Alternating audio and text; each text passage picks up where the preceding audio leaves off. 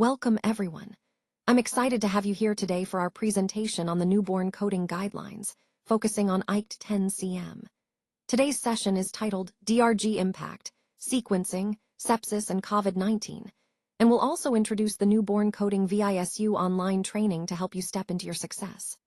Over the next few minutes, we'll explore the key updates, best practices, and how these guidelines impact coding and documentation. Let's get started and make this a valuable learning experience for all of us. Today, I want to talk about how we document conditions on the newborn record during the birth hospitalization. These are the conditions that are identified and recorded right after birth, which helps ensure accurate coding and reporting. The main codes we use come from Chapter 16, which covers codes from P00 to P96. These codes are specifically used to describe health issues that originate in the perinatal period, meaning around the time of birth. Understanding this focus is crucial because it helps us accurately capture the newborn's condition during this critical time. So, as we move forward, keep in mind that these codes play a key role in documenting and managing newborn health records effectively within the overall coding process. Let's talk about how we assign codes for newborns and mothers. First, it's important to remember that newborn codes are only assigned on the newborn record itself. This helps ensure that the information is specific and accurate for the baby. Now, when it comes to maternal conditions, these are usually coded on the mother's chart. However, there's an important exception.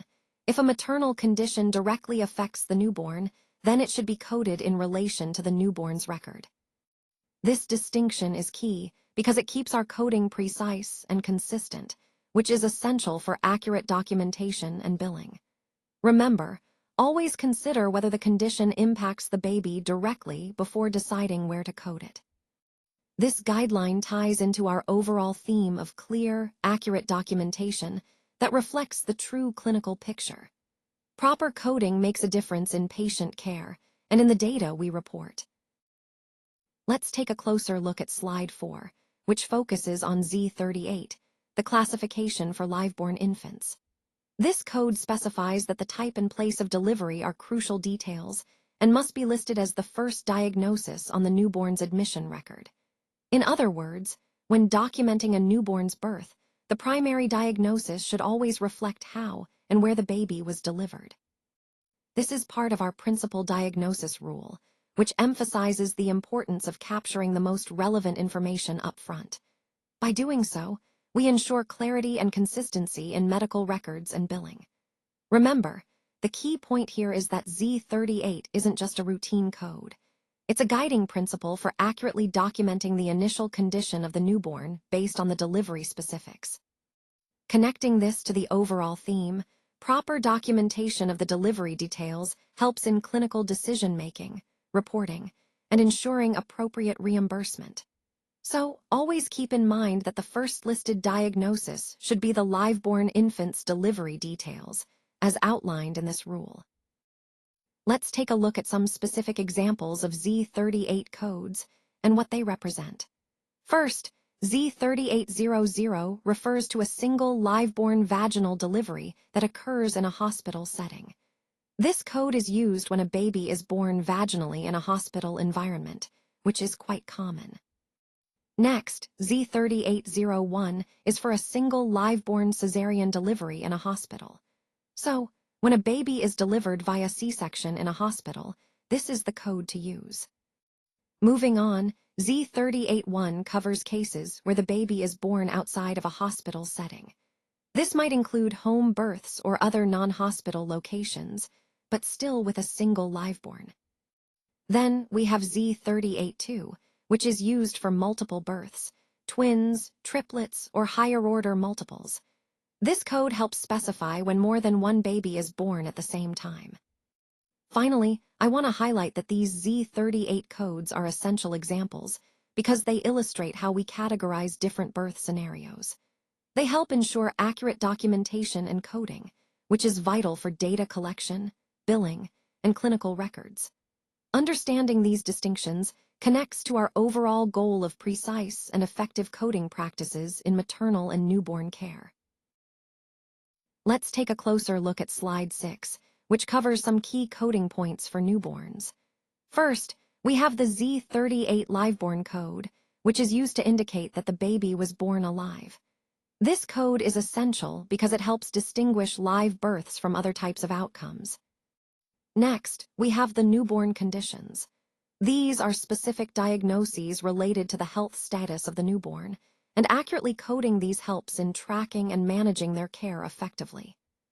Then there's the gestational age code, which is P07. This code is crucial because gestational age impacts treatment decisions and prognosis, so capturing this information precisely is vital. Finally, we have additional complications. These are any other issues or conditions that the newborn may have, and including them ensures a comprehensive picture of the newborn's health status. Overall, these coding guidelines help us ensure accurate, detailed documentation that supports quality care and data analysis. Now, let's take a closer look at the P07 category, which is used for coding gestational age. For example, you'll see codes like P0731, which indicates a gestational age of 28 weeks. Similarly, P0734 corresponds to 31 weeks, and P0736 is for 33 weeks gestation. These codes are important because they are only recorded on the newborn record, so accuracy here is key. When documenting gestational age, it's essential to select the correct code that reflects the baby's actual age at birth. This information helps with proper care planning and ensures accurate data collection. Remember, the goal is to capture the most precise gestational age possible, which ultimately supports better health outcomes and quality analysis. Let's take a closer look at prematurity conditions, which are coded specifically from the P07 category. This coding is important because it helps accurately identify and classify premature births. Now, two key factors that really influence how a newborn is assigned to a diagnosis-related group, or DRG, are birth weight and gestational age. These elements are critical because they reflect the severity of prematurity and help determine the appropriate level of care and reimbursement. Understanding how these codes work and their impact is essential for ensuring proper documentation and billing, which ties back to our overall focus on precise coding practices in neonatal care. Now, let's take a closer look at what influences DRG assignment for newborns. Essentially, it depends on a few key factors. First, birth weight plays a significant role. Infants with lower birth weights often require more specialized care, which can impact their DRG classification. Next, prematurity is another critical element. Preterm bobbies tend to have more complex medical needs compared to full-term infants. Lastly, the presence of major complications, such as sepsis or respiratory distress, can greatly influence the DRG assignment. These complications often lead to higher resource utilization and more intensive treatment. Understanding how these factors affect DRG assignment is essential because it directly impacts reimbursement and resource planning. It also helps us better grasp how the severity of a newborn's condition guides hospital coding and billing processes. So, in sum, birth weight, prematurity, and major complications are the main drivers in determining the DRG for newborn cases, which ultimately reflects the complexity and resource needs of their care. Now, let's take a closer look at some of the key conditions that can affect the DRG, or diagnosis-related group, in neonatal care. First up is neonatal sepsis, which is a serious bloodstream infection that can rapidly become life-threatening if not identified and treated promptly. Next, we have respiratory distress syndrome, a condition primarily seen in premature infants where their lungs are underdeveloped, making breathing difficult. Birth trauma is another factor. Injuries sustained during delivery can complicate the neonatal course and impact hospitalization and treatment costs. Hypoglycemia, or low blood sugar, is also common in newborns, especially those who are preterm or small for gestational age, and requires careful management to prevent neurological damage. COVID infection, although more recent in focus, can affect neonates and complicate the overall clinical picture. Prematurity complications encompass a range of issues tied to early birth, often leading to multiple health problems that demand extensive care. Altogether, these conditions highlight how various neonatal issues can influence the DRG, emphasizing the importance of comprehensive care and early intervention in improving outcomes and managing costs effectively. Today, I want to talk about respiratory distress syndrome, which is a breathing disorder that occurs due to immature lungs. It's especially common in premature infants whose lungs haven't fully developed yet. The medical code for this condition is P220. Essentially, this syndrome happens because the lungs lack sufficient surfactant, making it difficult for the baby to breathe properly.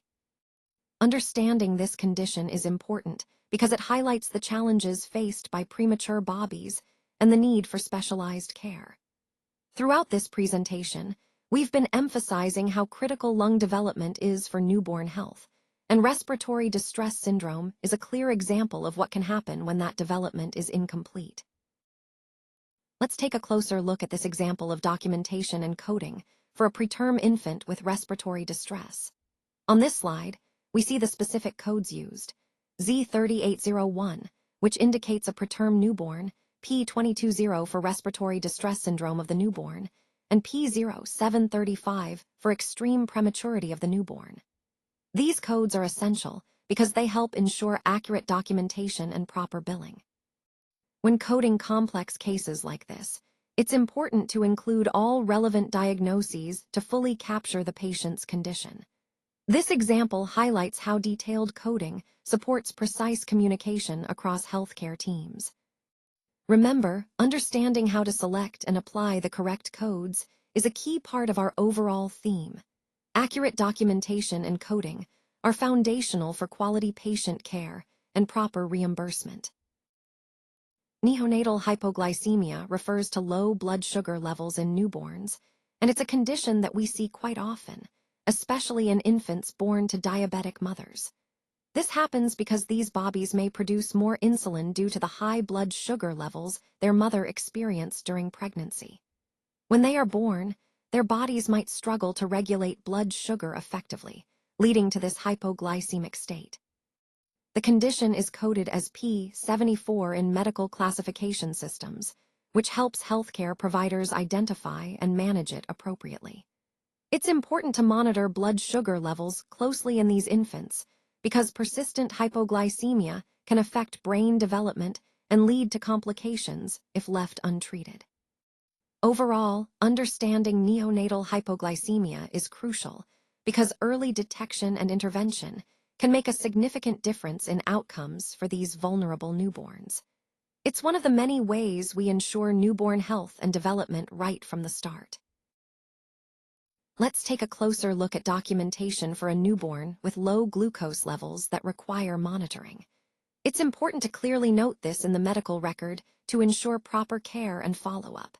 When documenting, you would include details about the newborn's condition, specifically mentioning hypoglycemia and the need for ongoing monitoring. Now, moving on to the coding part, the appropriate codes here are Z3800 and P74. Z3800 indicates a single liveborn, and P74 specifically captures hypoglycemia in the newborn. Using these codes accurately is crucial for proper billing and reporting. This example highlights the importance of precise documentation and coding for conditions like hypoglycemia. Correct coding not only supports proper reimbursement, but also ensures data accuracy for quality measures. It's a good reminder of how detailed documentation directly links to appropriate coding, which ties back into the overall theme of accurate record-keeping and coding practices in healthcare. Neonatal jaundice is characterized by a yellow discoloration of the skin and eyes, which occurs when there is a high level of bilirubin in the blood. This condition is quite common in newborns and often results from the immature liver's inability to process bilirubin efficiently. Most of the time, it's a benign and self-limiting issue, but it's important to monitor because elevated bilirubin levels can sometimes lead to complications. One of the main treatments we use is phototherapy, where the baby is exposed to special lights that help break down bilirubin in the skin, making it easier for the body to eliminate. This is usually very effective and safe, and it's a standard approach for managing neonatal jaundice. You'll also notice a coding reference here, P599, which is the ICD-10 code used for identifying neonatal jaundice in medical records and documentation. Overall, understanding neonatal jaundice is essential because it's a common condition that, with proper management like phototherapy, typically resolves without long-term issues. Recognizing the signs early and knowing the treatment options helps ensure the best care for our newborns. Let's take a moment to understand what birth asphyxia actually is. It refers to a condition where the baby doesn't receive enough oxygen during the birth process. This lack of oxygen can have serious implications for the newborn's health. The medical code for this condition is P219, which helps healthcare professionals classify and track the condition accurately. Birth asphyxia is a critical issue because it can lead to various complications if not managed promptly. Recognizing and addressing oxygen deprivation early is essential to improve outcomes for the baby. Throughout this presentation, we've been discussing different birth complications, and birth asphyxia is one of the most urgent because it directly impacts the baby's brain and overall well-being. Now, let's talk about neonatal sepsis, which is essentially a bloodstream infection that occurs specifically in newborns. It's categorized under the codes from category P36, which helps us in standardizing diagnosis and reporting. The key point here is that this type of infection can be quite serious in the neonatal period, requiring prompt recognition and treatment. Understanding neonatal sepsis is crucial because early intervention can significantly improve outcomes for these vulnerable patients. Throughout our presentation, we've been emphasizing the importance of infection control and early detection, and neonatal sepsis exemplifies why those efforts are so vital in neonatal care. Let's take a closer look at some specific sepsis codes for neonates. For instance, P360 refers to sepsis due to streptococcus, which is a common bacterial cause of infection in newborns. Then, we have P361, indicating sepsis caused by staphylococcus, another bacteria that can lead to serious infections in this vulnerable population. Lastly, P369 is used when the sepsis is unspecified, meaning the exact bacterial cause hasn't been identified or documented. These codes are important because they help us specify the type of bacterial infection involved in the sepsis diagnosis, which can influence treatment and prognosis. They also play a crucial role in accurate data collection and reporting for neonatal health. Understanding these distinctions reinforces the overall theme of proper coding and diagnosis accuracy, especially in critical conditions like neonatal sepsis. Accurate coding ensures better patient care, resource allocation, and epidemiological tracking. When coding sepsis in newborns, it's important to remember not to use the adult sepsis codes A40 or A41. Instead, always select the P36 category, which is specifically designated for neonatal sepsis. This helps ensure accurate documentation and proper tracking of cases. Following this rule is crucial because it maintains consistency across coding practices and aligns with official guidelines. So, in summary, for newborns, stick with P36 and avoid adult codes to keep your coding precise and compliant with the standards we've discussed. Now, let's take a look at an example of documentation for a neonate diagnosed with sepsis. When recording this case, you'll want to include specific codes to accurately capture the diagnosis. The first code is Z3800, which indicates a live-born infant, and the second is P369, which is used for neonatal sepsis, unspecified. This example highlights how proper coding is crucial for clear documentation and accurate billing. By understanding how to select and apply these codes, we ensure that the medical record properly reflects the patient's condition. Remember, precise coding not only supports effective communication among healthcare providers, but also plays a vital role in data collection and healthcare management. So, always pay close attention to documentation details like this example when coding for neonatal sepsis. If a newborn tests positive for COVID-19, the appropriate code to use is U071, which specifically indicates COVID-19. It's important to remember that if there are any additional conditions present in the newborn, those should also be added to the documentation. When documenting COVID-19 in a newborn, make sure to clearly identify the diagnosis with the correct code and include any other relevant health issues. This helps ensure accurate recording and reporting, which is essential for proper care and data collection. Overall, this step is crucial in the context of managing infectious diseases and understanding their impact on newborns.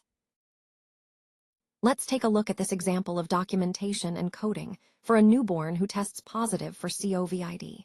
When documenting such cases, it's important to clearly note the diagnosis, in this case, COVID-19, so that the medical records accurately reflect the patient's condition from the start. The primary diagnosis code here is U071, which is specific for COVID-19. In addition, we have the code Z3800, which is used to indicate the newborn's birth status, specifically a single liveborn without any complications. This example highlights how to properly code a newborn diagnosed with COVID-19, ensuring that both the birth details and the infectious disease are accurately captured. Proper documentation and coding are crucial for billing, reporting, and ensuring continuity of care. Remember, accurate coding helps in tracking disease prevalence and supports public health efforts. So, always double-check that your documentation aligns with the coding to avoid any discrepancies. Now, let's take a closer look at how certain codes, specifically from P00 to P04, are used to identify newborns affected by maternal conditions. These conditions include issues like diabetes or infections that the mother might have had during pregnancy. When a newborn is affected by these maternal health issues, it's important to document it accurately, and these codes help us do just that. They provide a clear indication that the baby's health status may be linked to maternal health conditions, which can influence the baby's immediate and long-term care. Recognizing these connections is key to understanding the overall health picture of the newborn and ensuring appropriate interventions. So, these codes are more than just labels. They help us track and improve outcomes by highlighting the impact of maternal health on newborns. Let's take a closer look at documentation for infants affected by maternal diabetes. When documenting these cases, it's important to include specific codes like Z3800 and P008. These codes help ensure accurate reporting and understanding of the infant's condition. Z3800 refers to a newborn affected by maternal diabetes, while P008 covers other specified complications of the newborn. Including an example of a maternal condition, such as diabetes during pregnancy, helps contextualize the situation. Proper documentation not only clarifies the infant's health status, but also supports appropriate care and billing. Remember, thorough and precise coding connects directly to the overall quality of healthcare documentation and the continuum of care. Today, I want to highlight an important aspect of coding during the birth admission. Even if the infant appears healthy at birth, any conditions that develop during that admission must still be coded. This is a key point because it ensures we accurately capture the infant's clinical picture during their stay. The AHA Coding Clinic emphasizes this concept clearly. It's crucial to remember that conditions developing after birth, even if they are not immediately apparent, are still part of the medical record and should be documented properly through coding. This aligns with our overall goal of comprehensive and precise documentation. It helps in providing a complete picture of the patient's health status and supports better care, research, and billing accuracy. So, in summary, always code conditions that develop during the birth admission, regardless of the infant's initial health status. This practice ensures we're thorough and compliant with coding guidelines. Now let's look at this example. An infant born healthy, which is always good news, but then, later on, the baby develops respiratory distress. This situation highlights the importance of accurate coding and documentation. The relevant codes here are Z3800 indicating a live-born infant with no other specified conditions, and P220, which specifies respiratory distress of newborn. This example from Coding Clinic really underscores how important it is to capture the initial healthy birth and then note the subsequent developments accurately. Proper coding ensures that the medical record reflects the true clinical scenario, which is crucial for quality reporting, reimbursement, and research. Throughout this presentation, we've been emphasizing the importance of precise documentation and coding, especially when conditions evolve over time. This case reminds us that even if an infant starts out healthy, any new issues that arise need to be carefully documented and coded to reflect the full clinical picture. Always verify the gestational age to ensure accurate coding. First, assign Z38, which is the code for live births. Next, use P07 to specify the gestational age, such as preterm or term. If you're coding for neonatal sepsis, remember to use P36. These key coding tips help make sure your documentation and coding are precise. Connecting this to the overall theme, proper verification and correct code assignment are essential for accurate reporting and billing. So, always double-check gestational age before applying these codes to avoid errors. So, when it comes to newborn coding, it's really essential to get the sequencing right and to accurately identify any conditions that might be affecting the newborn. This means we need to understand the order in which conditions present and how they relate to each other, so we can code them correctly. Accurate identification ensures that the coding reflects the true clinical picture, which is crucial for proper documentation, billing, and even future care planning. Remember, this step is a key part of the overall process we're discussing today, because it helps maintain the integrity of medical records and supports quality patient care. So, in summary, correct sequencing and precise condition identification are fundamental in newborn coding to ensure everything aligns properly and accurately reflects the newborn's health status. Visu online coding training. And with that, I want to encourage you to step into your success. Thank you all for being part of this journey. Remember, the skills you've gained here are the foundation for your future achievements. Keep practicing, stay curious, and never stop learning. Best of luck on your coding path.